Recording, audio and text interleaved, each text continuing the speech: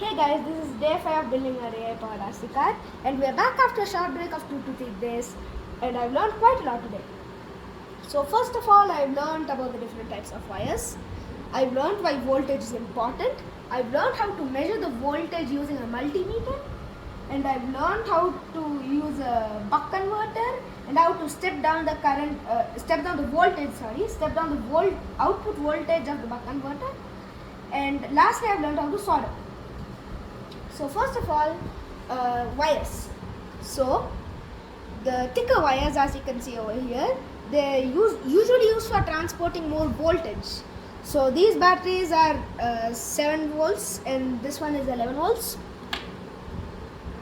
And then, so these are used for transporting the voltage. And then these are the signal wires. They usually used for transporting less voltage. And so it's connected to the ESP32 and the L298 both together. Up next, the multimeter. So the multimeter essentially has two rods.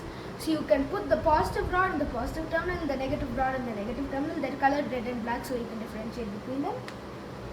So, and then you have to shift the dial to the amount of volts. So it's 20 volts, 200 volts, etc.